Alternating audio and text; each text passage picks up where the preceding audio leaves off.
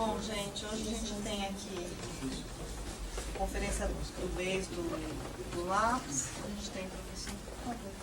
A gente tem o professor Eduardo Teles, que é da Universidade de Princeton, e que é um estudioso de longa data, né, da questão. Longa data? Não? Estudioso desde o século XX. Desde o século passado, a questão racial, tem vários trabalhos de referência nessa área, que fala português. Brasileiro? Hã? Brasileiro? Não. Sou de coração. Então. Eu não tenho torcido para o México. Mas eu sempre estou a favor do Estado. Gosto de sofrer. Então, bom, o Ed vai apresentar para a gente aqui um trabalho dele que se chama Etnicidade de Raça na América Latina, e vai falar para a gente, sobretudo, da metodologia de pesquisa que ele utilizou. Então, muito obrigada por vir aqui, é um prazer ter você aqui. Eu vou sentar lá para te ver melhor, vou perder aqui. Eu posso sentar? Preparar. Dá para ouvir? Mas se você ficar sentado, dá pra gente ver. Tá bom, tranquilo, não? Bloqueando. Este é uma... Se trata de uma pesquisa aqui que se chama Perla. É um projeto sobre etnicidade e raça na América Latina. E é uma colaboração. É um projeto sobre vários países, colaborativo entre pesquisadores de 5 países. Tenho participantes, pessoas que estão na Perla, estão na Colômbia, Brasil, Peru e México. Meus colaboradores do Brasil estão na Universidade Federal do Rio de Janeiro, Graziela Moraes da Silva e Marcelo Paixão.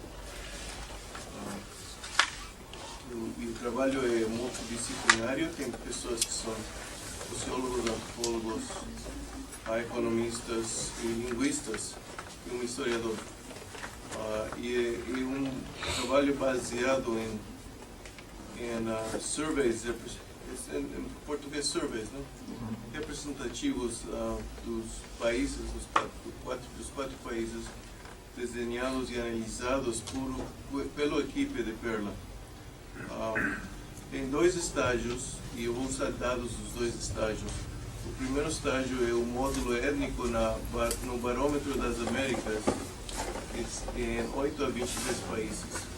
E o Barômetro das Américas é um survey que faz cada 2 anos em 24 países da América Latina e 6 países do Caribe. São 18 países da América Latina, todos os países da América Latina, exceto Cuba.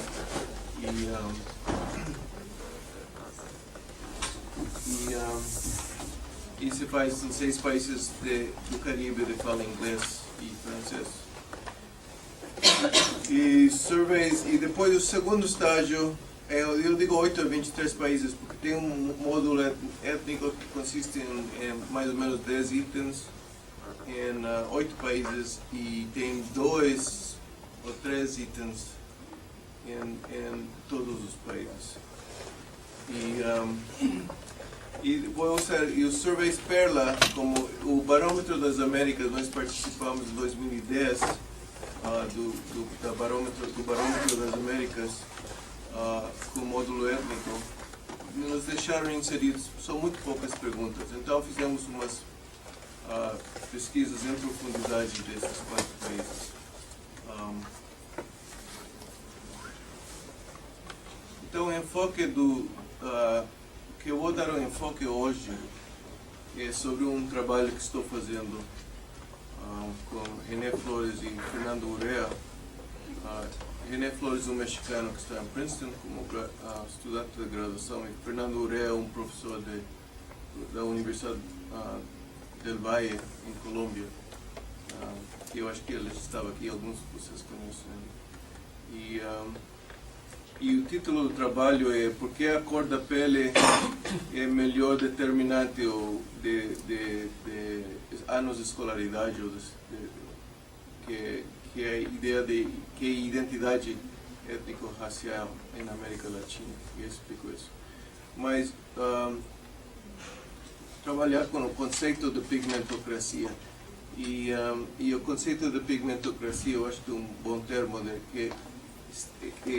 que a América Latina é um conceito inventado por um antropólogo chileno, em 1944, que se chamava Alejandro Lipschutz. E a ideia, ele fala de uma pigmentocracia na América Latina que ele observou no Chile e vários países que ele estudou. Mas ele falava de duas coisas, porque se você lê, ele usa como está contrapondo, como sinonimamente, ele falava da cor da pele, mas também falava dos índios,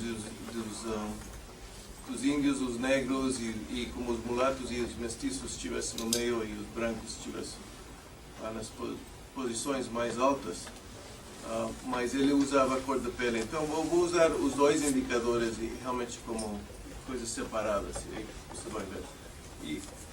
E nesse trabalho eu comparo 8 países: Bolívia, Brasil, Colômbia, República Dominicana, Equador, Guatemala, México e Peru. E, bom, antes de ser, tem outros trabalhos que usam os dados de Perla, e aqui está, por exemplo, você pode ver, está interessante. Então, os dados, a ideia da pesquisa é tratar de medir, de mensurar, ou tratar de entender desigualdade usando como um índice de status socioeconômico os anos de escolaridade, não? Então você vê que nos censos, por exemplo,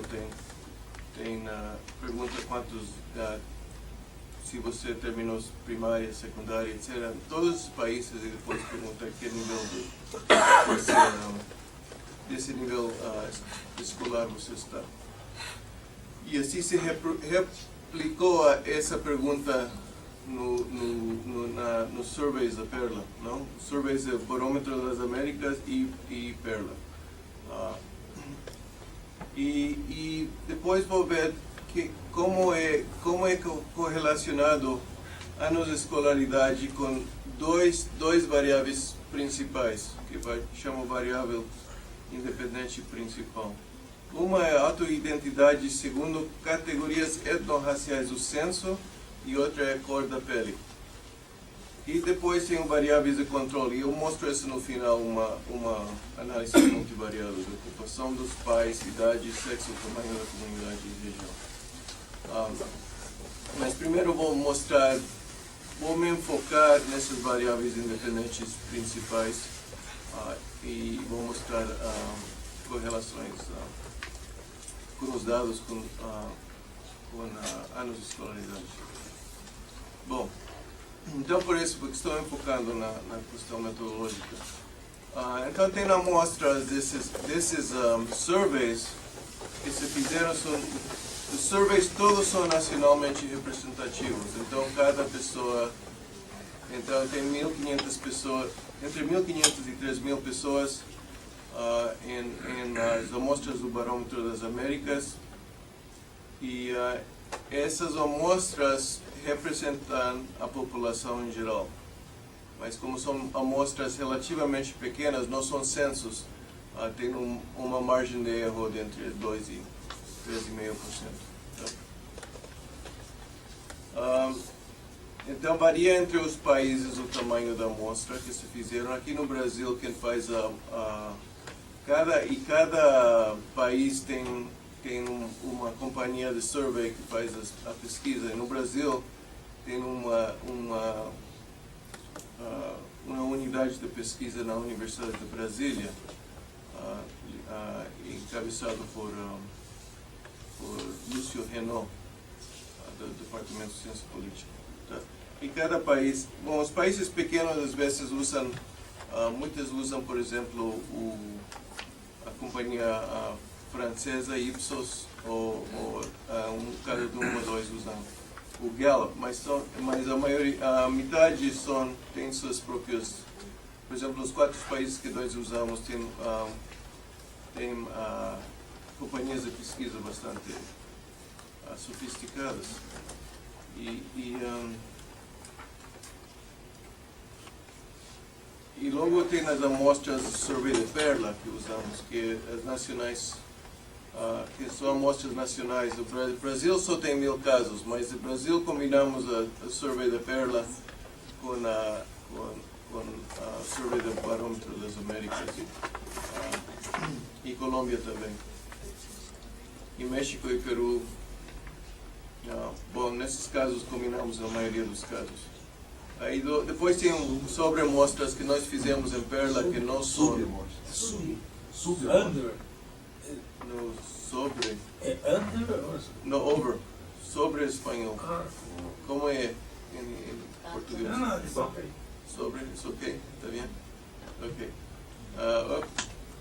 Mas esses não foram usados nas amostras, mas para o survey, esses não foram feitos. Ok. Sobre a amostra são casos adicionais. Casos adicionais. Como a amostra nacional não tem bastante, a amostra nacional de Colômbia não tem bastantes afrocolombianos para fazer uma análise, então fizemos uma amostra extra para tratar de pegar mais afrocolombianos. Como se diz? Não, se você tivesse um N maior desses grupos. Então, mas não são usados nesse estudo. E fizemos uma sobre amostra, não sei qual, oversample de indígenas do México e de afro-mexicanos. E a razão por nós fizemos no Brasil e sobre amostras. Em Brasil e Colômbia, em Perla, nos enfocamos em afros. E em Peru e México enfocamos em indígenas, tá? E no caso do Brasil, na amostra nacional tem bastantes afros, não pardos e pretos. E na amostra do Peru tem muitos indígenas, 30% da população. Mas no caso do México, os indígenas e afros em Colômbia era um número muito pequeno. Então, vou pegar essas as duas variáveis com que me preocupo, e uma são os dados etnorraciais no censo. Que o Brasil tem uma longa tradição de perguntar no censo, claro que não todos os anos, mas desde 1878, 72 e depois 1888. Tem uma longa tradição. Na maioria dos censos já tiveram essa pergunta. 1891. De 1872 e 1891. Ah, é? É 88. Desculpa. Então, essas perguntas foram feitas de uma forma muito inconsistente nos outros países. Em Cuba foram mais consistentes, quase todos os censos têm em Cuba. Mas no caso do Brasil, a maioria dos censos. E nos outros países, no México, por exemplo, sobre indígenas, quem fala o idioma indígena tem desde 1895. Mas na maioria dos censos, até 1990, na grande maioria dos censos da América Latina, não tiveram essa pergunta. Nem sobre indígenas, e muito menos sobre negros. Então, agora um contexto novo de multiculturalismo e preocupação com questões etnorraciais, o que eu chamo etnorraciais, tem muito mais preocupação eu acho que a primeira política pública que os países fazem, em geral, é a questão do censo, de tratar de introduzir uma pergunta sobre o censo, e isso tem que ver com movimentos sociais, como especialmente o movimento negro indígena, tem que ver com pressões internacionais, tem que ver, por exemplo, convenções internacionais. Por exemplo, a OIT 169, ele promulga que você tem que fazer uma pergunta sobre indígenas, nos países que têm indígenas. E, então, quase todos os países têm perguntas sobre indígenas agora, desde 2000, pelo menos. E no caso dos afros, já a maioria dos países da América Latina tem questões sobre afros. Agora, tem países, tem exceções. A República Dominicana não fez nenhuma pergunta sobre raça desde 1950. E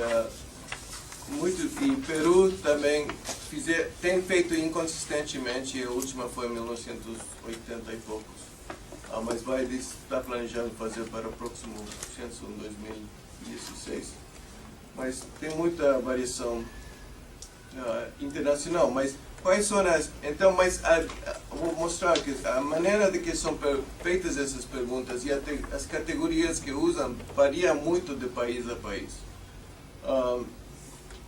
Então, além de ser novidade para a maioria dos países, tem a questão se só vamos fazer uma pergunta, o que eles chamam uma pergunta cultural.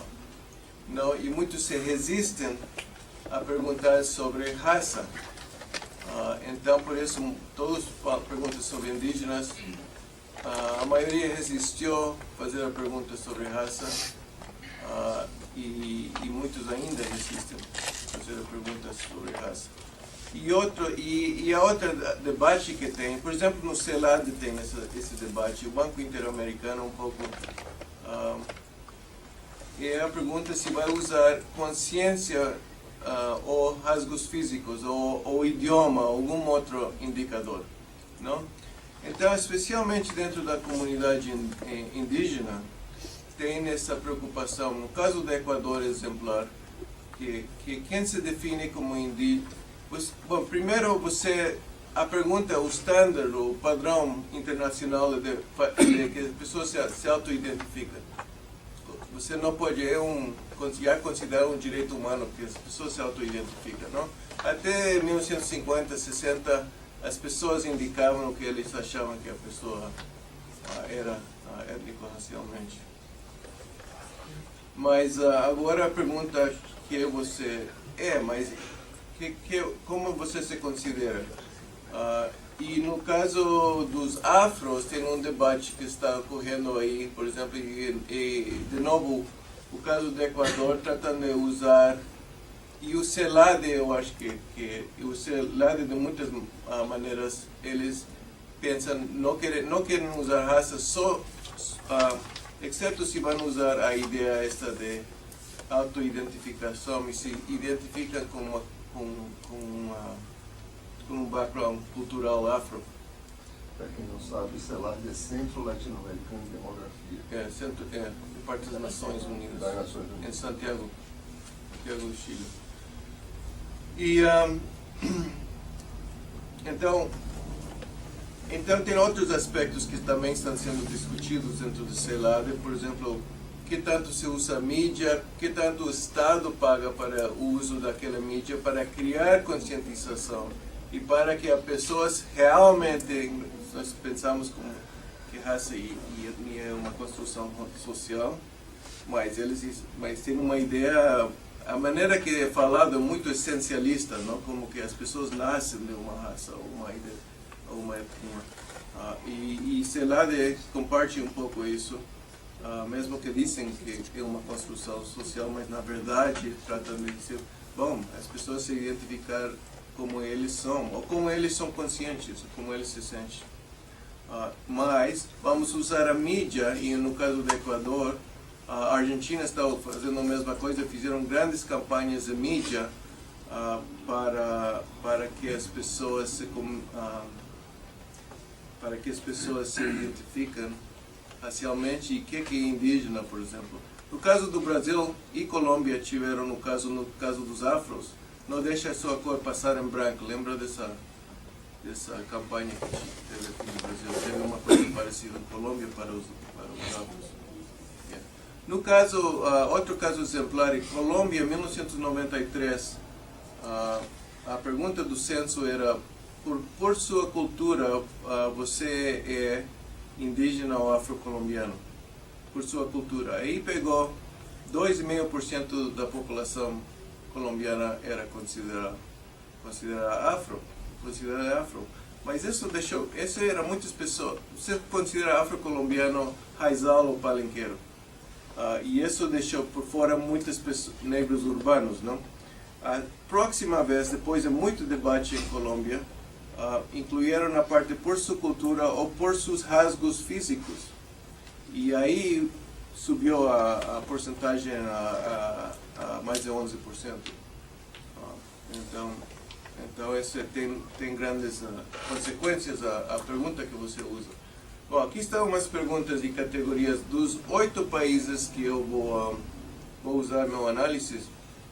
E aí você pode ver, não vou ler todos, mas você pode ver os censos e as categorias na segunda e terceira coluna e as perguntas que usamos os surveys, que são parecidas os censos, quase a mesma coisa, parecida, e as categorias que se usam. Tá? Você vê que desculpa, agora está em inglês. Eu não queria traduzir, eu traduzi parte, mas depois teve partes que disse melhor não traduz, vai ficar pior. Mas o caso do Brasil é sua cor ou raça é, essa é a pergunta. E aí pergunta branco, preto, pardo, amarelo, indígena. E no caso aí tivemos a pergunta no Barômetro das Américas e Perla, e a pergunta era, você se considera, o que você considera? E usamos as mesmas categorias. Então não é exatamente igual, mas é muito parecido. E aí a República Dominicana não fez perguntas, mas nós usamos uma pergunta parecida. E aí, tá? Desculpa. E aqui tem outros 4 países, tá?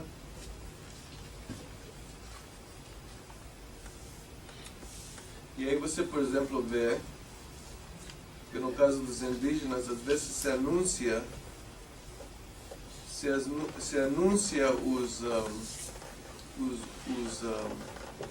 no caso do México, os grupos indígenas, você pergunta se você é mais zapoteca, mixteca ou outro grupo indígena, e eles têm que dizer sim ou não, se são indígenas ou não são.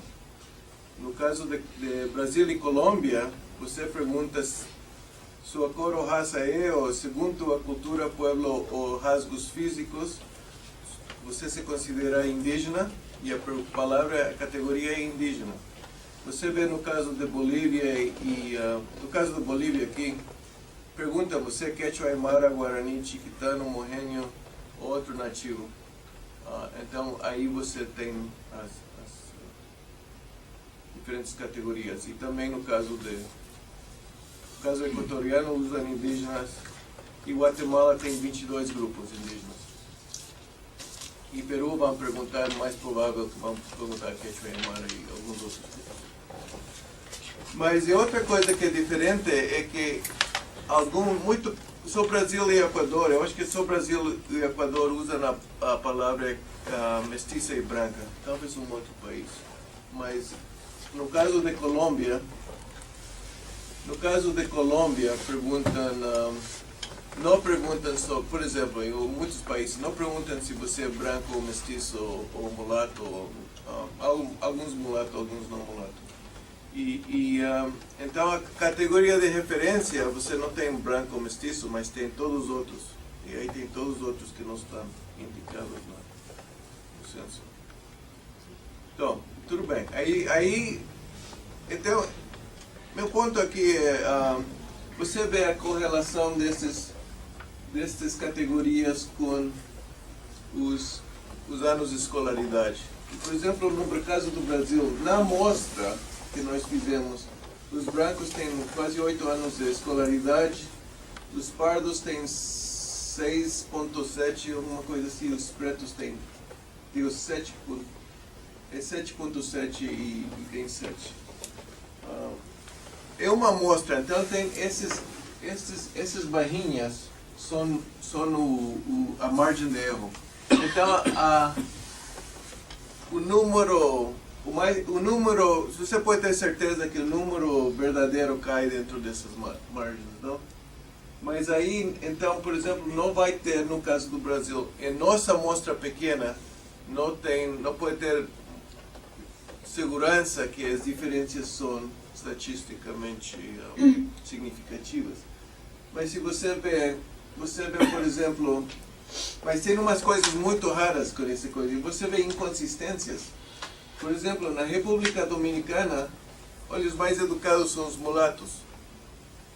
Yeah? Mas eles são autoidentidade. E você pode ver aqui, indígenas, aqui é onde você vê claras diferenças entre indígenas e não indígenas. Em Bolívia, Guatemala, México e em Colômbia não é tão claro. Mas então o que está acontecendo aqui? O caso de Dominicana, República Dominicana é muito interessante, mas isso tem que ver com que a autoidentidade implica muito mais que uma pessoa se identificando como é vista por fora. Tá? E eu falo um pouco mais sobre isso, mas como estamos de tempo?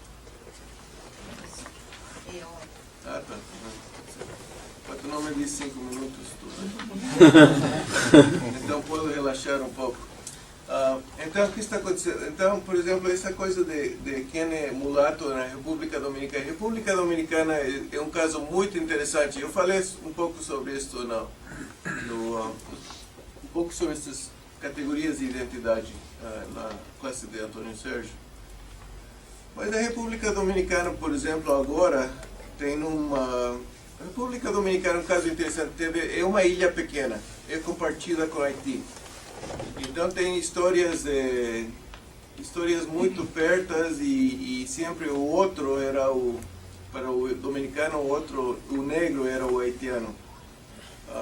E mesmo que a República Dominicana, você vê muitos dominicanos são vistos como negros, migram para os Estados Unidos. E são vistos como negros e eles não são negros, são índios. A maioria são índios. 75% da República dos dominicanos se classificam como índio. E se são muito negros, dizem, sou índio escuro. Mas os negros são os haitianos, porque sempre era alteridade. Não? Os haitianos eram os africanos, não eram cristãos, não falam espanhol, porque é um idioma cristão. Não? E eles...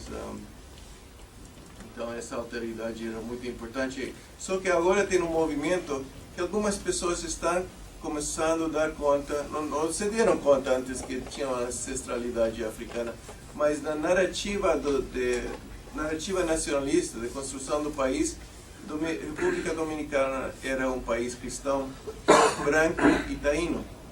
Tá? Taíno é o grupo indígena, que não existe faz 200 anos. Mas essa era a construção, e o negro era o haitiano. Mas a República Dominicana teve uma massiva importação de escravos da África em sua história. E por isso tem muitas pessoas que têm aparência africana, óbvio. Mas tem alguma migração, agora se estão dando conta que são mistos com africano, e o elemento africano, em muitos casos, é o mais importante. E a classe média, e isso também eu mostro em outros estudos, e outras pessoas por análise qualitativa estão mostrando isso, a classe média, que se sentem seguros da sua identidade, está começando a se chamar mulatos. Não se chama negros, muito pouco se vão chamar negros, porque negros ainda são haitianos. Algumas pessoas mais avançadas, pessoas mais progressistas talvez se chamam negros, mas muitos estão chamando mulatos. Mas, em geral, a população dominicana, a maioria é índio. E, bom, a segunda variável que temos é a cor da pele. E essa é uma novidade de Perla, que conseguimos introduzir no Barômetro das Américas em todos os países que eles trabalham. Eles trabalham em 24 países. Fizeram 23 porque fizeram uma pesquisa na Haiti quando houve o terremoto. Então fizeram um questionário pequeno. Aí não usaram a cor do pele. Mas o interessante é que depois repetiram a pesquisa em 2012 e seguiram usando a medição da cor da pele. Okay? A ideia é que a cor da pele é como visto pelo entrevistador, é uma cor de pele atual, usando uma que chamamos uma paleta de cores. Agora, não é cor, e Antônio Sérgio mostra isso no outro trabalho, não é cor como usado no censo brasileiro, quando pergunta qual é a sua cor. E aí não tem, ninguém tem uma paleta que diz, não, branco, mas estou dentro desse rango concreto. Mas neste caso, em Perla, usamos o que chamamos uma paleta de cores. Esse é português, paleta de cores? Paleta de cores e as paleta.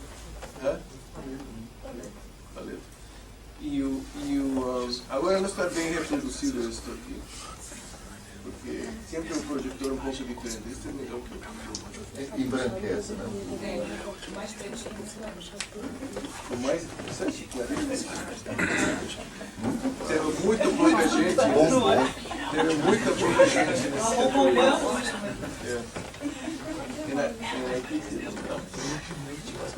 Mas então a variável na paleta de rosa é porque a projeção muda. Aqui está um pouco melhor. Essa paleta de cores se pegar,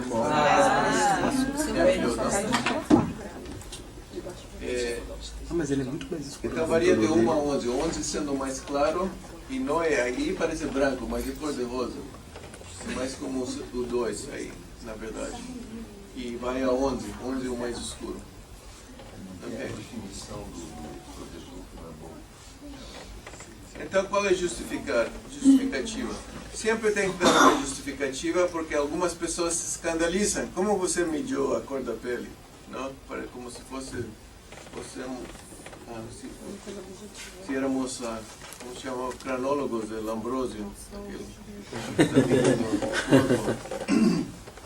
Mas a justificativa de usar a paleta de cores é que é uma maneira de captar um processo social onde humanos observam corpos dos outros, sempre com critérios sociais. E com esses critérios sociais tem em sua cabeça uma ideia de hierarquia, ou uma maneira de estabelecer ordem. E isso é um pouco como você vê um pouco isso em Durkheim e Bourdieu também. Neste caso, a sociedade é racializada e humanos usam cor como um critério, usam estereotipos, não? Pode ser cor, pode ser rasgos físicos também, mas mais que tudo cor, eu acho. Pelas pesquisas que vimos no Brasil, por exemplo, de como eles devem tratar outros, como eles estabelecem quem a pessoa é e estabelecem dominação racial e hierarquia. Claro que quando você conhece uma pessoa, a primeira coisa que você vê que é o gênero da pessoa, o sexo da pessoa. E a maneira que você trata o outro sempre é muito dependente, você não se dá conta. É como se você estabelece que um homem ou uma mulher, o tratamento é diferente. E a mesma ideia por cor, mesmo que as pessoas negam, mas psicólogos mostram que tem diferença. Mas você não disse que a paleta de cor é usada pelo entrevistador? Então o entrevistador... Como é que fica aí na definição? Ok. O entrevistador tem na paleta, tem o cartão, não mostra para o entrevistado. Mas isso era uma hipótese, então se ele realmente vai ver uma hierarquia. Não, essa é uma hipótese. Vamos fazer isso que é uma hipótese. Não estamos seguros que vai ser. Mas ele classifica a cor, segundo essa paleta, usando a cor da cara da pessoa. Não mostram para os entrevistados. E nós treinamos, tem um manual de treinar como porque é importante para nós. E a primeira coisa que quando chega a casa, quando vê é a primeira coisa que anota é a cor da pessoa, sem falar com ele. Claro que vai ver a casa, a condição da casa e tudo isso, mas não vai estabelecer nenhum contato com ele, além desse bom dia. Muitas vezes.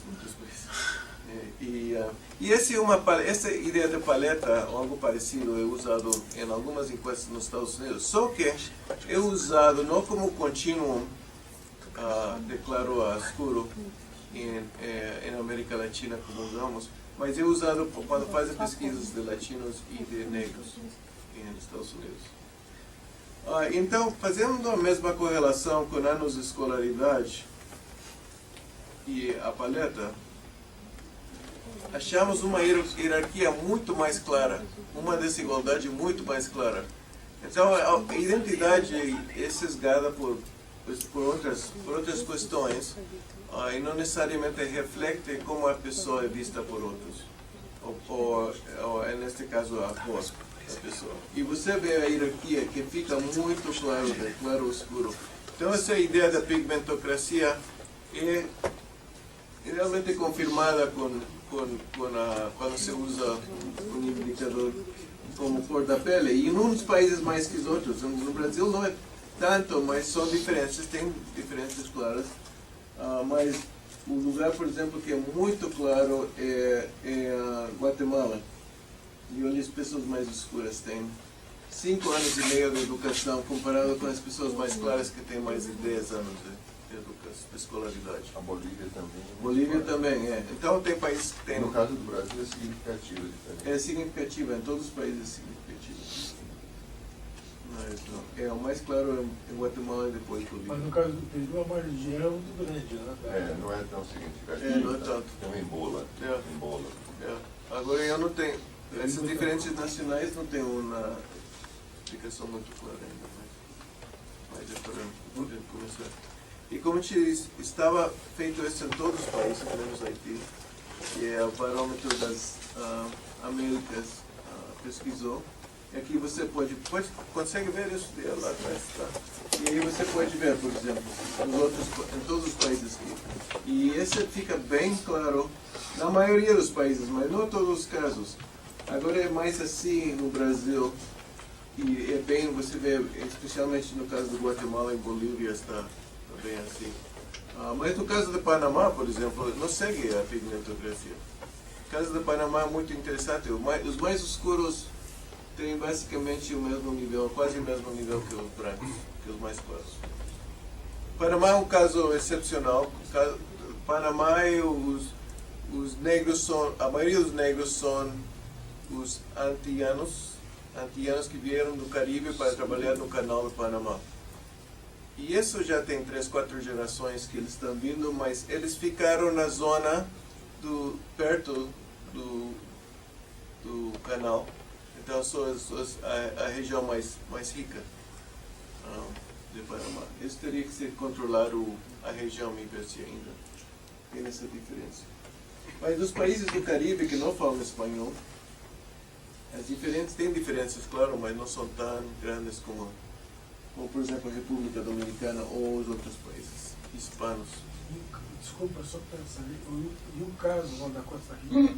Costa Rica teve um pouco também, Costa Rica assim também, mas também teve os antillanos que vieram trabalhar na zona da fruta. E não sei como exatamente por que estão, mas eu até falei com alguém do movimento negro na Costa Rica, e ela fala, Epsi Campbell, não sei se conhece, mas ela disse, eu entendo, isso tudo bem, mas não temos essas diferentes desigualdades. Senão os de meio, os indígenas, que são os mais pobres. Porque os negros vieram com passaporte britânicos, se consideravam britânicos e discriminavam os nativos espanhóis. Mas isso faz 100 anos. Mas pode ser que ficaram nas regiões mais enriquecidas. E ainda assim, na costa falam inglês. Então tem umas vantagens de capital cultural, que são os garífunas. E olha o nome, Epsi Campbell, por exemplo, é um nome em inglês. E ele é uma ativista do movimento negro e é candidata a presidente da Costa Rica. E ela disse, não, nós queremos reconhecimento, mas nós sabemos que não necessariamente tem essas desigualdades, mas é como tem no Brasil, sempre o caso do Brasil, que é citado. Ok, então, o que está acontecendo aqui? Então, eu não sou... Então, acho que eu quero dar um pouco de teoria, não? Mas não, eu não uso dados só para mostrar dados, não? Então, talvez, normalmente se apresenta isso primeiro, mas como é um curso de metodologia, queria falar sobre isso. Mas a justificativa teórica, basicamente, que vemos a raça como uma variável importante que estratifica em toda a América Latina, por discriminação racial de vários tipos, institucional, interpessoal, etc. E que é especial, e a hipótese que se verifica de muitas maneiras, especialmente aparente quando a raça é mensurada como é vista por outros, os discriminadores. Ainda que tem ideologias nacionais de mestiçagem, e esses países hispanos e Brasil, a maioria tem essas ideologias de mestiçagem, onde a população é considerada racialmente homogênea e não tem diferenças discriminadas como a ideia de democracia racial, no caso particular do Brasil, e a ideia que discriminação não é importante. E outros países têm alguma versão dessas. Às vezes tem países como a Argentina, claro, que nunca tiveram ideologias muito fortes de mestiçagem e era mais embranquecimento. E criaram isso ficou muito claro e conseguiram atrair muitos imigrantes da Europa. Tanto é que a população negra e indígena é relativamente pequena. O caso da Colômbia, tiveram algo de mestiçagem, mas um componente muito forte de embranquecimento. E você vê o que falaram as elites na construção da nossa nação colombiana, é que realmente o branco era o mais importante. E as teorias de mestiçagem só vieram algumas de movimentos sociais de baixo. E eles não conseguiram, como a Argentina, não conseguiram atrair imigrantes da Europa. Eles queriam muito atrair imigrantes da Europa e não tiveram muito sucesso, era um país muito pobre.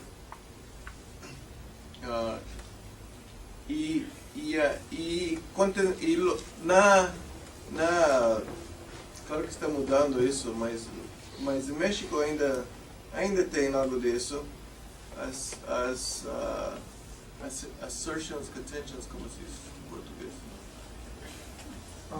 As teorias acadêmicas da América Latina sobre stratificação social na América Latina. E esse é um clássico, eu citei aqui o clássico de Pablo González Casanova, o clássico, todo mundo que faz Sociologia 1, ou antes lia esse texto de Pablo González Casanova, e que dizia: classe social é a divisão principal. Etnicidade é importante, mas está desaparecendo, é transitório, não? Ainda tem indígenas, mas eventualmente não vamos ter indígenas. E raça ou color, mais que tudo, tem pouca consequência, né? E essa era a ideia. Agora, o caso dos indígenas é interessante no México, porque está crescendo o número. Se você usa autoidentidade, está crescendo. Esse último censo mediu por 15% e era 10%. Então não é transitório. Okay? Aqui falei um pouco sobre o contexto atual da América Latina, multiculturalismo, novas demandas da sociedade civil, novos movimentos indígenas e negros, convenções internacionais sobre direitos humanos, como a OIT, 169, e novos censos com dados não raciais e variações internacionais. Mas de uma forma, o multiculturalismo é a nova onda, é uma virada para multiculturalismo na maioria, não todo, mas na maioria da América Latina, que se está dando. Claro que Brasil e Bolívia são muito fortes, e eu não outros países estão avançando um pouco. Eu acho que pode pensar simplisticamente, talvez, mas de uma forma, eu acho que para pensar que está indo de mestiçagem ao multiculturalismo. No caso do Brasil, o multiculturalismo tem uma forma bastante diferente. Não é tanto a apreciação da cultura, mas é a ação afirmativa, que só tem, em Colômbia tem pequenos, tem algumas coisas em Peru e México e outros países, mas mais forte como o Brasil, nenhum outro país tem. E as identidades. Então, por que essas identidades não explicam bem a desigualdade? Porque as identidades, como sabemos, na América Latina, e isso é mostrado mais que todo por dados do Brasil desde os 50 aos 60, e identidades são ambíguas e fluidas. Tem uma homogeneização em grandes categorias, como o mestiço. No México, a maioria das pessoas se considera mestiço. Nas narrativas de nacionalismo, todo mundo era mestiço. Não? Então, é uma grande categoria, mas você pode medir, pode ver que tem diferenças de cor, não? Mas era uma forma de tratar de diminuir as divisões étnicas que tínhamos antes, não? Mas tem uma seleção de quem é negro, quem é branco, que o status, a ideia de que o status embranquece, esqueci uma, talvez escrevi o resto mal também. E o status, mas agora com a consciência racial, o status oscurece. Depois que está mal escrito também. Mas a ideia é que todo mundo está escapando da categoria do meio, do mulato e também do pardo, você pode ver. Estão escapando para alguma coisa para o branco, mas mais que todo para o negro e o preto também. E tem um efeito de identidade políticas que as pessoas têm, da identidade familiar, etc. Então, não é como os Estados Unidos. Eu acho que os Estados Unidos sempre, bom, agora os Estados Unidos está mudando. Os Estados Unidos até os 60 tinha em muitos estados e em geral tinha a ideia do one drop rule. Só que o one drop rule, uma gota de sangue negra, você era negro, não? E dependia do estado. Se você tinha um bisavô, outro se tinha um tataravô que era negro, só um precisava e você era categorizado como negro. Claro que na segregação, para segregar, se você vai ter segregação entre brancos e negros, você tinha que ter uma regra classificatória. Não? E essa era. Agora, desde os 60 para cá, isso vem mudando, está mudando aos poucos, mas está mudando. Mas ainda muitas pessoas que você vê de pele muito clara, que a sociedade pode considerar branca, se consideram negras. E a comunidade os considera negros também. Mas agora tem uma categoria nova, que é a categoria multirracial, que muitas pessoas estão chamando de. Nós temos origem de várias categorias, e de brancos e negros, por exemplo, mas também tem toda a migração da América Latina e Ásia, e do Caribe. Então, outra coisa que não é bom pular texto. Sabemos e mostrar que tem uma associação entre cor e desigualdade. Desculpa. Você tem confirmação, você falou no variável de controle. Você tem a confirmação de ocupação, por exemplo? Vou mostrar isso. Ok. Esta é a categoria que faltou. Não? Então, o que eu mostrei era, e vou terminar com esta parte, então estou dando tempo. Então, a ideia é, eu mostrei correlações bivariadas, não? Entre a cor e escolaridade, e entre a identidade étnico-racial e a escolaridade. Eu disse que eu tinha variáveis de controle que eu falei no começo, e uma delas era o ocupação dos pais. E a outra será região, sexo, idade e se era urbano ou rural, ou morar numa cidade pequena, cidade grande. Acho que são todas. Mas essa variável de ocupação dos pais é muito importante. Esse é nosso proxy por origem de classe, não? Origem de classe ou classe, claro que essa é uma variável muito grego, pode ser várias coisas. Mas os sociólogos americanos e ingleses têm usado a ideia de ocupação e uma escala de ocupações para tratar de modelar a origem de classe. E aqui nesse caso usamos uma coisa bastante usada, é a ocupação dos pais quando o entrevistado tinha 14 ou 15 anos de idade. E pergunta, e tinha 15 categorias ocupacionais dos profissionais, como profissionais de alto nível, como advogado, médico, professor, universitário, até os mais baixos, que eram empregados domésticos e campesinos. Tá? E cada uma dessas categorias está dando um valor do prestígio ocupacional que eles têm, e aí fazemos o controle da origem. E classe, claro que a origem da classe representa uma série de vantagens que são transmitidas de uma geração a outra, e sabemos quais são as vantagens, não? Capital humano, capital social, capital cultural, que os pais transmitem para os filhos. Então, e esses valores de 16 a 81, por exemplo, são valores que têm uma escala internacional de status ocupacional, um índice internacional de status ocupacional que está usado, que é usado. E, por exemplo, vendedores formais, não os ambulantes, dando um ranking de 40, dando um valor de 45, e os de 16, os que têm 16 são os empregados domésticos e os campesinos. E o mais alto recebe 81, mas é uma escala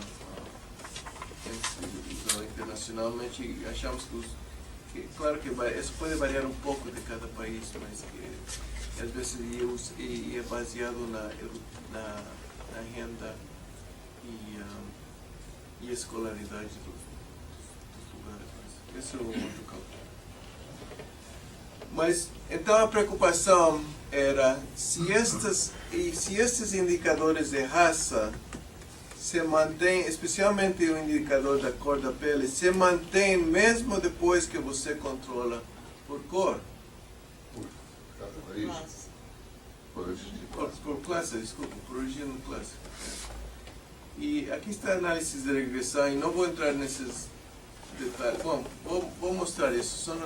Depois tem uma figura que mostra isso.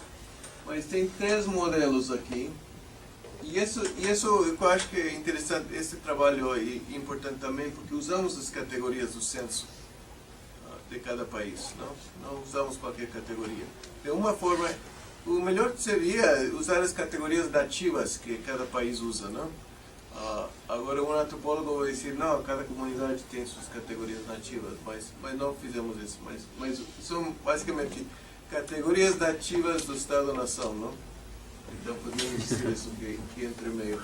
E aí tem a variável de cor, e aí tem o controle de ocupação dos pais. E não mostramos aqui, tem os outros controles também. E você pode ver que mesmo controlando esta ocupação dos pais, a cor segue sendo muito importante. Isso não quer dizer que a origem da classe não é importante, é até mais, tem um nível um pouco mais, é mais grande que a cor, mas as duas coisas estão operando. Essas são as categorias, não de cor da pele que você introduziu, mas essas são as categorias, que são 1 a 11, o valor é 1 a 11 dessa variável. Tá? E aqui você vê todos os 8 países. E você introduz isso e tem segue sendo importante a cor, mas aqui você pode ver um pouco melhor, aunque está um pouco complicado, mas olhe bem. No caso do Brasil, por exemplo, a cor mais clara e a cor mais escura, isso depois de ter todos os controles, tem como um ano mais de escolaridade, mesmo depois de controlar tudo isso. Mas se você vê no Brasil a diferença entre pessoas com com ocupação, origem de classe alta e origem de classe baixa, tem quase 2 anos de diferença entre os mais altos e os mais baixos. Tá? Então, a origem da classe, no caso do Brasil, é mais importante que a cor, mas isso não quer dizer que a cor não é importante. Mas mesmo assim, mas as categorias étnicas ficam um pouco mais esculhambado. Mais confuso. Confuso, é. Na Bolívia, especialmente os quechuas e aymaras. Agora, uma coisa que é interessante é que quem se identifica como quechua, se você... essa coisa que eu falei no caso da classe de Antônio Sérgio. E quem se identifica como... Em Bolívia, a pergunta é se você é quechua, aymara ou outros grupos. E em Peru, quem se classifica como quechua, 80% desses que se identificam com quechua, na outra pergunta se identifica como mestiço, e só 20%, ou menos de 20% se identifica como indígena. Então, mas mesmo assim, pode ser que são os mais pobres. Não, é um grupo grande. Todos.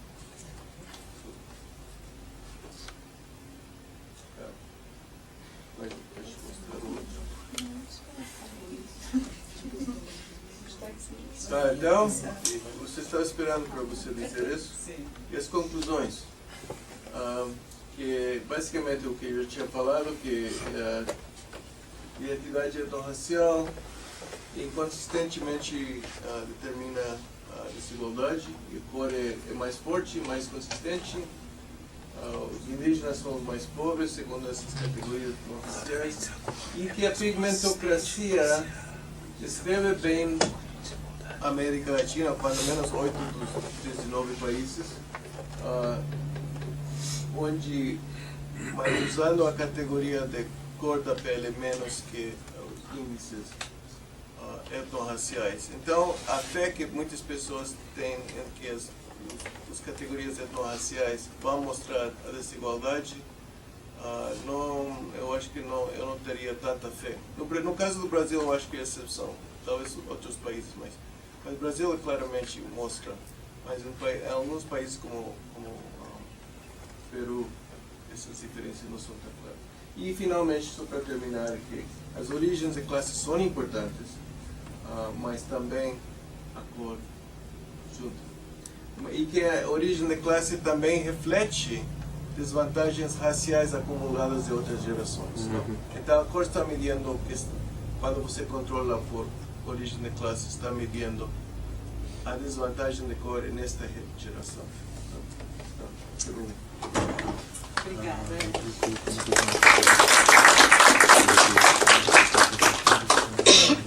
Agora vamos às perguntas. Todo mundo queria falar durante a sua fala? Disciplinado. Estava exposto, né? É só um comentário, o que eu estava achando um pouco consistente, uma coisa, mas depois nas suas conclusões você evitou qualquer inconsistência. Porque o que você acha, e eu acho que demonstra, também não só acha, em termos de interpretação, mas você demonstra, é que a cor da pele, certo? Medida da maneira mais objetiva possível, que seja, objetiva não no sentido que seja... Não é perfeito. Mas nada é perfeito, mas da maneira mais possível, melhor de ser medida, é um discriminador melhor do que as categorias, inclusive a categoria corpo do censo, ou raça do censo, ou mesmo corpo. né? A interpretação de por que isso acontece é que eu acho que eu não tenho ainda muita ideia de por que isso acontece. Uma possibilidade é de que essas hierarquias de cor, no caso, você falou do conceito de pigmentação, pigmentocracia, é algo que já existe há muito tempo, seja dentro da comunidade negra, seja entre os que se consideram brancos, né? Ou seja, é um indicador muito forte, né?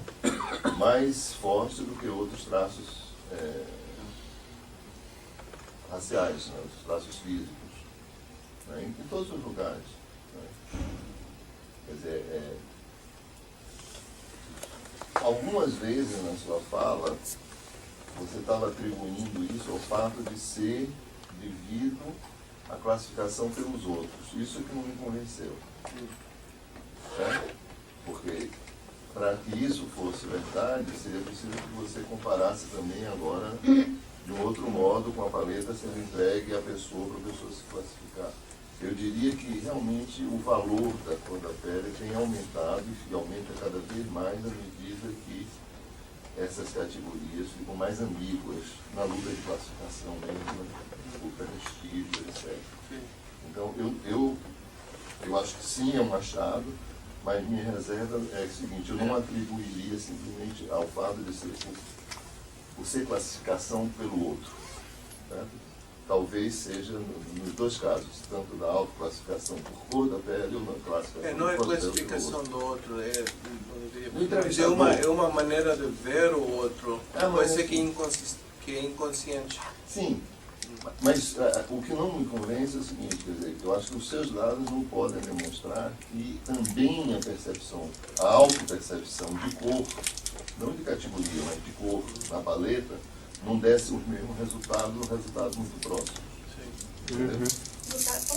Então eu acho que o achado é ótimo, agora a conclusão de que isso está ligado à classificação pelo outro, quer dizer, o modo como a pessoa é vista, é que eu acho que é um pulo que não está baseado nos dados.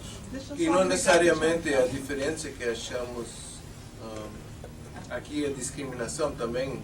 Se você vai muito a pé da letra, isso não é discriminação, é outra coisa. Só complementar que eu acho que no caso brasileiro, como você tem, o seu trabalho fica muito claro, a especificidade do caso brasileiro em relação aos outros casos, até pelas categorias utilizadas na forma de coletar essa informação.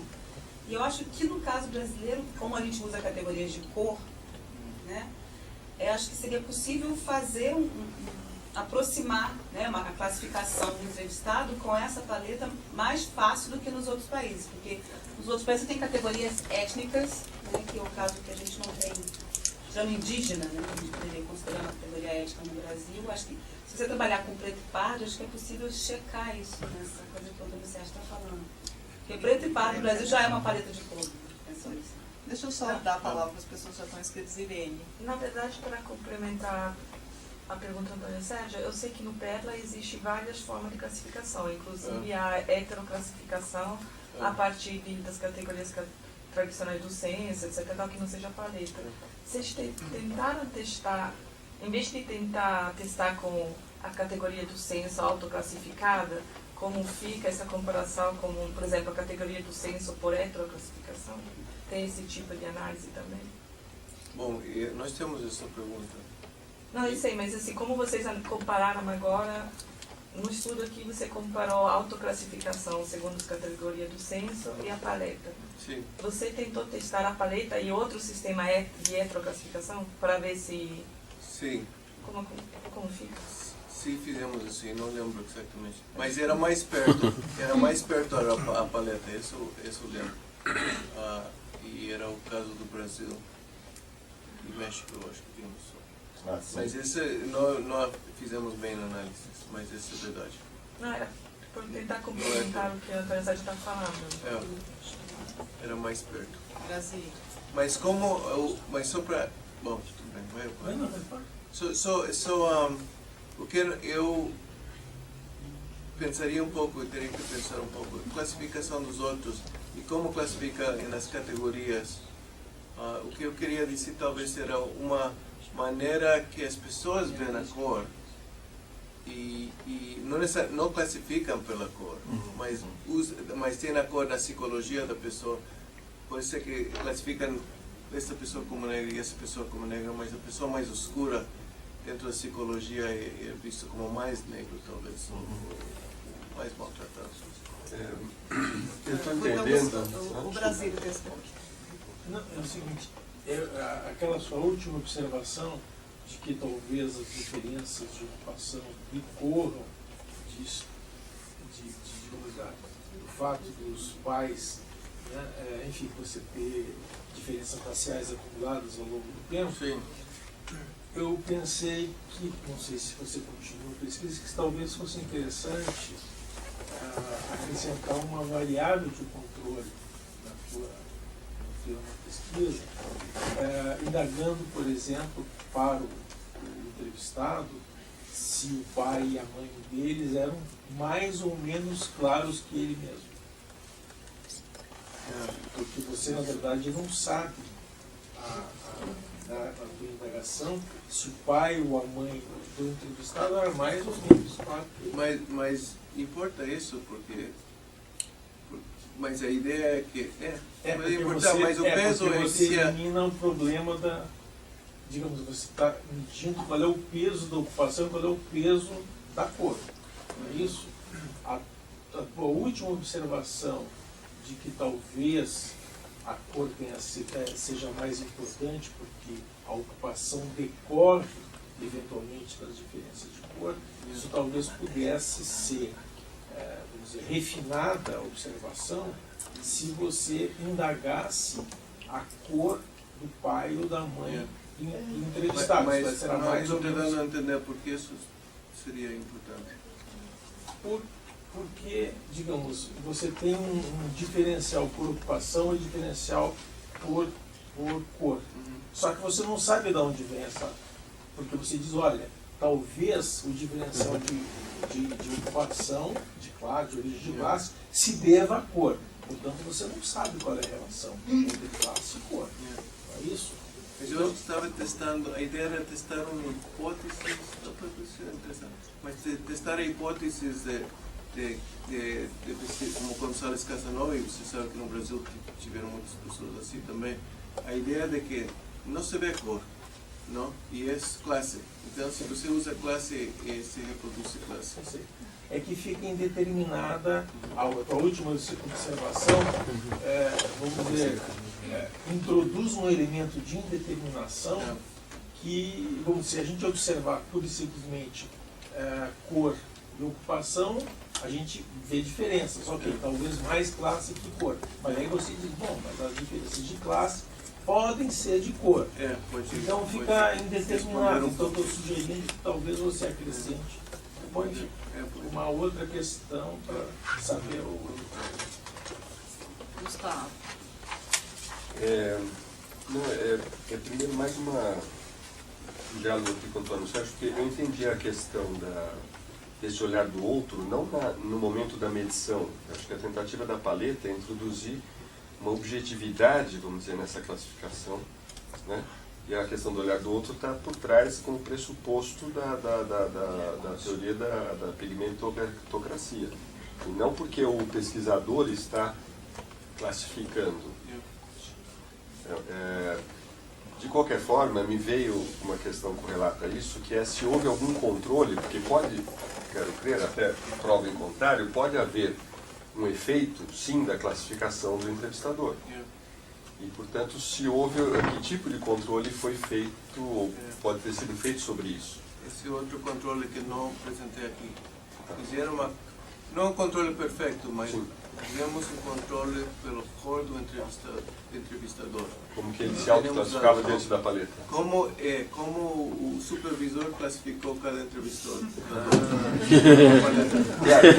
E encontramos, a maioria dos países não fez diferenças, mas em 2 ou 3 casos o que acontecia é que a pessoa se era mais escuro que o entrevistado, classificava a pessoa como mais clara na paleta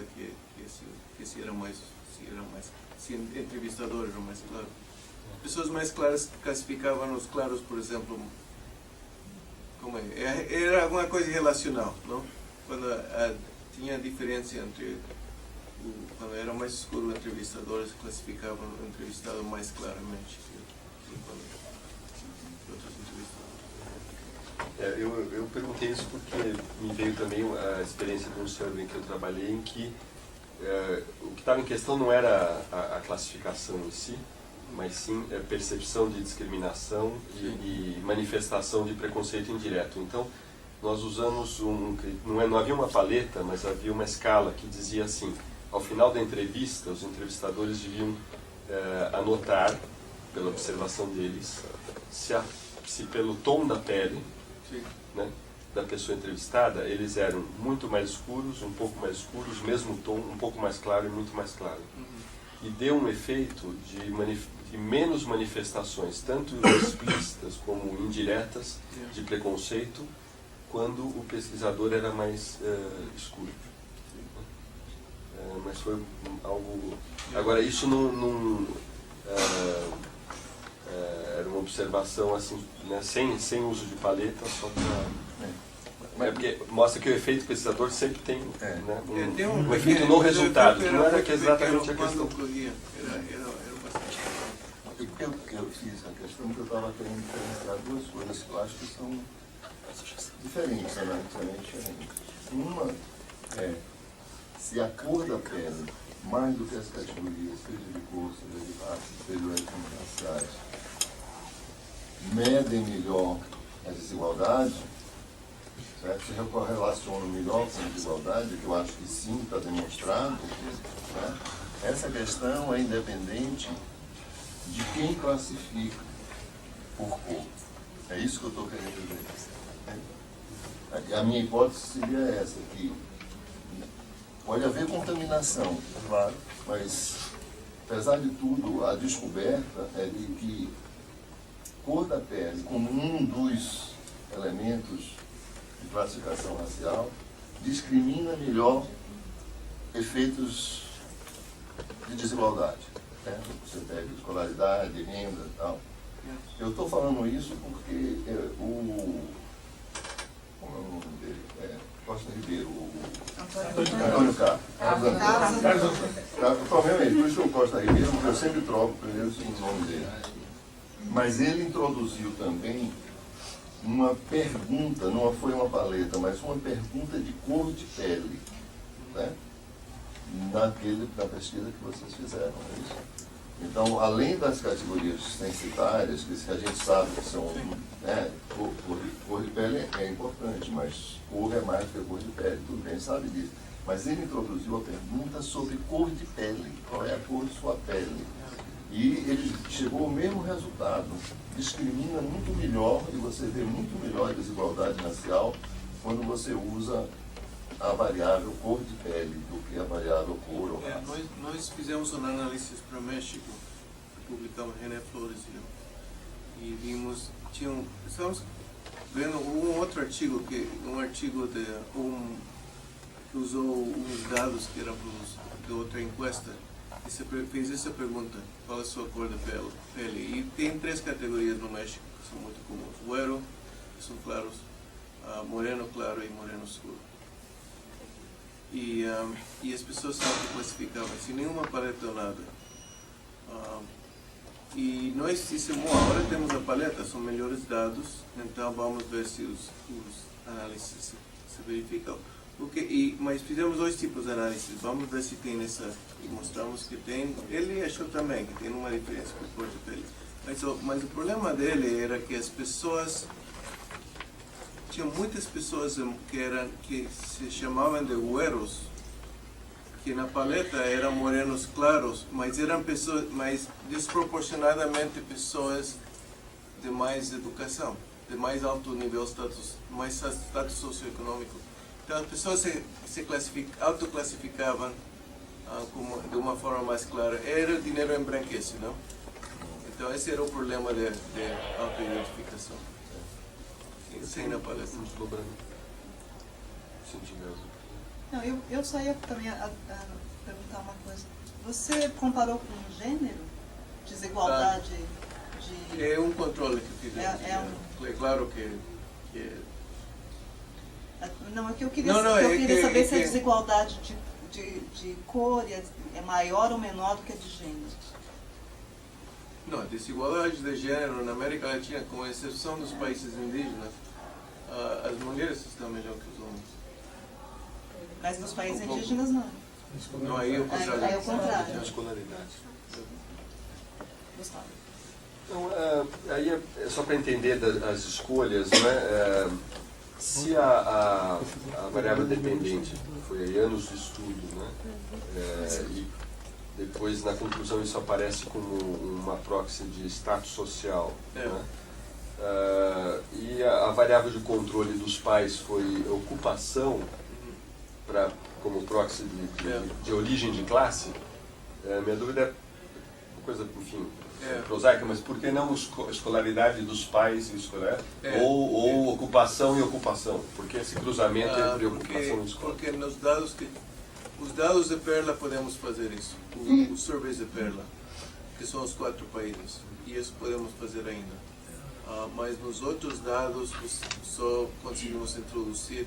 Ele é um survey de cientistas políticos, basicamente. E nem tinha coisas básicas como status escolaridade ocupacional dos pais. Nos surveys de Perla fizemos educação e ocupação.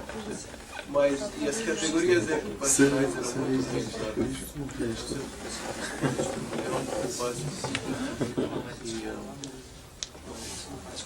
Mas podemos fazer isso.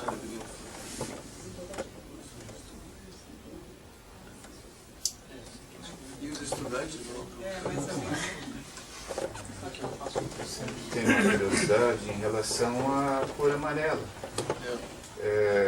Quem, por exemplo, se assume como cor amarela, e se essa paleta que foi mencionada se aplicaria, porque os asiáticos, pelo menos no Brasil, mais das vezes tem uma cor tão ou mais branca do que os brancos.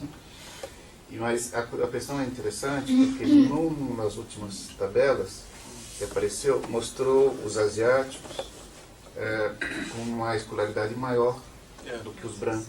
No caso do Brasil. Tem isso, mas a população amarela asiática é muito pequena. Então, numa amostra desse tamanho é difícil pegar. Eu acho que o Brasil, talvez Peru, tem populações ativas, mas só eu acho que o Brasil e Peru eram os únicos países que mostramos que tinha. Só mostramos os dados onde tinha mais de 2% da população na amostra. Acho que só o Brasil e mas era muito pouco. É interessante quando quem reproduz, quem criou as paletas era em Peru, era um japonês que estava em Peru. E ele ficou logo e disse, não, mas isso é minha cor, você incluiu os asiáticos que são cor amarela. Mas claro que tem uma variação.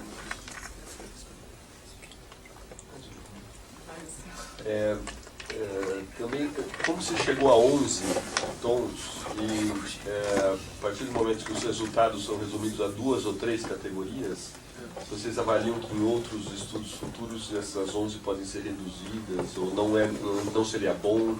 Não, os 11 eram basicamente tratamos de conseguir a variação e usamos fotografias mais que todo do internet e pegamos, eu acho que originalmente eram 8 e testamos, muito disso já foi testado no Peru, em El Salvador, em vários lugares e incluso os tons, e pegamos todos os tons, aí vimos que faltavam 2 ou 3, mas eu acho que mostra a variedade. E a redução era só para ilustrativo, eu acho que eram as 3 categorias, que usamos 1 a 3 no mais claro, 4 a 6 no médio e 7 a 11 no mais escuro. Não? Tinha muito poucas pessoas que eram 1 e tinha muito poucas pessoas que eram 9 e mais. Por exemplo, aquela figura que eu mostrei para os 23 países da América Latina, aí tinha os 11 os 11. E só umas linhas eram bem curtas, por exemplo, a Argentina era curta, porque quase não tinha ninguém que era 5 e mais. Então só usamos as categorias. Mas essa análise multivariado usamos 1 a 11. Claro que as distinções nunca são perfeitas, não? Que o que é 3 para um é 4 para o outro, não? Mas nunca que é 3 para um é 8 para o outro, por exemplo. Mas a vantagem dos grandes números que você chega a uma média razoável. Você está, se eu estou entendendo, você está respondendo se você tem a amplitude da variação é melhor para você analiticamente do que para você analisar. Porque se você tem menos categorias, é mais difícil para você fazer análise estatística, é isso que você está dizendo? Se você tem toda a variação de cor, a paleta tem 11, fica mais fácil para você analisar também. Fica na análise multivariada, fica. E que quando nós, por exemplo, mostramos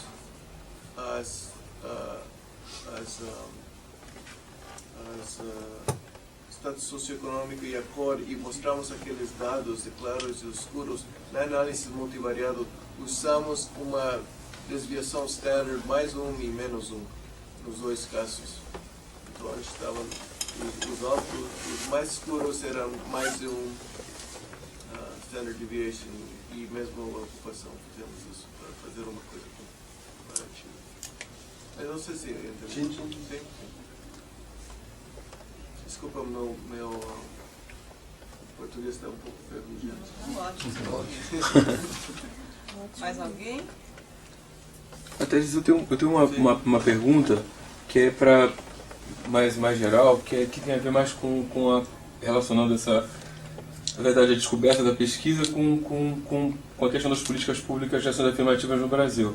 Você teve nesses últimos 10 anos uma polêmica muito grande, porque em alguns sistemas de ações afirmativas se formou, né, o que muitos críticos chamavam de tribunal racial, que era, na verdade, pessoas que exageravam a cor como critério absoluto para fazer essas políticas. Então, quer dizer, chamavam de tribunal racial aqueles sistemas nos quais as pessoas falavam assim, não, o que importa para mim é a cor, e faziam uma rasura nos outros dados, digamos assim.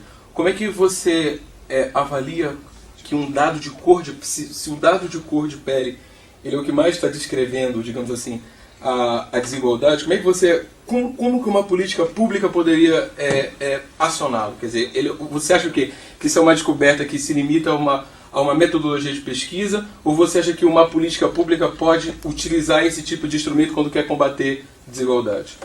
Bom, eu teria muito cuidado para usar como política pública. Mas eu não sou político, então não sei. Mas eu não sei. Eu quero medir. E claro que é uma maneira de medir, e talvez a variável mais importante.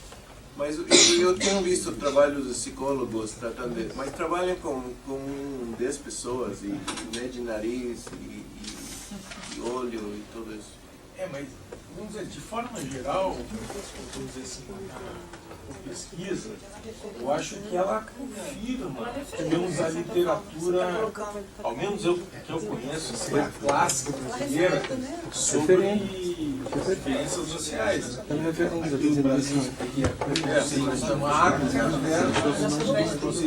Exatamente. Só que você está generalizando para a América Latina. Exatamente. Eu acho que vem da ideia mas tem nos Estados Unidos, só que não é nombrada. Mas no Brasil é a ideia de que tem um contínuo e a raça depende da aparência e não da herança. Mas você não disse certo, é mais ou menos universal, porque tem estudos também nos Estados Unidos que mostram que os negros claros se dão melhor na vida do que os escuros. E tem estudos no Japão que dizem que os japoneses mais claros também se dão melhor na China do que os japoneses mais escuros, é a mesma coisa na China. Então a questão da cor sempre é algo, é uma variável. Não, na escravidão tinha isso, não? Sim, E nos Estados Unidos, não sei se na América Latina, mas os escravos da casa eram os mais claros. os mais claros é que eram os escravos domésticos, eram selecionados por cor. Mas isso está, vamos dizer, mudando cada vez mais nos Estados Unidos, porque, pelo que eu entendi, digamos, a ideia, ou digamos, o preconceito de marca, de cor, está se amplificando, versus o de origem. O preconceito de marca ainda é importante. As pessoas não são nombradas negros ou brancos pela origem, mas sempre teve estratificação e o tratamento dos próprios negros era por cor também. Você não tem esses dados no tempo, né? Para saber se isso Não, mudou. não, esse que começou, essa primeira vez que foi usado toda a América Latina. Não, porque seria interessante. Essa é uma base de dados, talvez alguém daqui a 40 anos vai comparar, não? Daqui a 5 Mas você nos- pode fazer. mas nos Estados Unidos você tem pesquisas similares que apontam no tempo isso? Tem, mas as amostras são muito pequenas. Então tem um debate, tem uma pessoa que escreveu, uma revista bastante conhecida, Social Force, que escreveu que essa coisa está acabando. Mas depois outras pessoas analisaram e disseram, não, essa coisa não acabou, usa outro dado. O problema é que ele tinha especialmente muitos poucos dados. Então, não, eu acho que se mantém. A maioria das pesquisas está mostrando que se mantém. Mas não sabe se está, se exata com precisão, se é mais ou menos.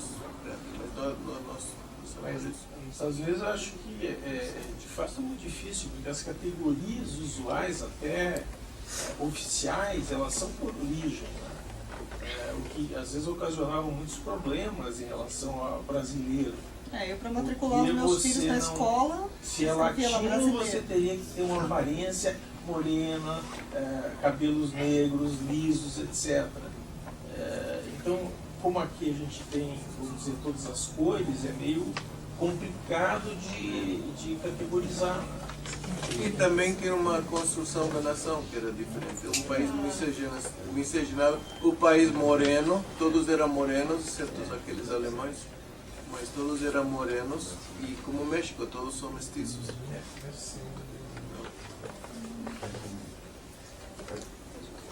Mais uma curiosidade, foi feito algum censo, alguma pesquisa semelhante nos Estados Unidos após a eleição do presidente Barack Obama, em que principalmente a questão da autoidentificação racial, houve alguma pesquisa posterior e houve alguma grande mudança após a eleição do presidente Obama ou não? Eu não conheço nenhuma pesquisa assim, mas por exemplo, se classificar como negro, eu acho que eu não imagino que pode mudar muito, mas não sei. Mas houve algum movimento, digamos, de autoafirmação, de, digamos, conquista de um cargo importante, mudando... Não, sabe que nos Estados Unidos eu acho que essa categoria negra, essa divisão negra branca é bastante estável durante o tempo. Mais que tudo porque tinha essa coisa de gota de sangue negro. Então não tem muita migração de uma categoria a outra como tem na América Latina. Mas o censo mudou recentemente lá, né? Então, em 2000 mudou para ter poder checar mais de uma caixa. Mas o que o censo faz é que ele aplica, quando ele faz análise, e a maioria dos acadêmicos, quando fazem análise, se é negro e branco, ele diz, esse é negro, então classifica como negro. E muitas pessoas dizem que esse é um multiracial. Eu acho que a questão que ele está levantando aí, acho que talvez pudesse se pensar em termos de maior ou menor autoestima, mesmo que você não tenha alteração. Mas certamente deve ter alteração. Certamente. Mas eu não conheço nenhum trabalho que faz isso, mas autoestima. A outra curiosidade, o professor falou claramente da situação na Argentina, em que, à época, a Argentina tentou e conseguiu trazer muitos imigrantes europeus, e de tal modo que desequilibrou a proporção, muitos mais brancos do que índios. E parece que houve algo parecido no Brasil também, em outras épocas. Apenas não, eu estou tentando coletar informações a respeito. Houve esse movimento também no Brasil e deu resultado? Bom, a migração, não sei se entendi bem, mas os censos do século XIX era claramente uma maioria negra, preta e parda. Mas já para o censo de 1930 já era 65% branco. A diferença que tem é que os expoentes culturais do Brasil, Machado de Assis, a cultura, a inteligência brasileira até um período era mulata, era predominantemente mulata. Era grande parte mulata.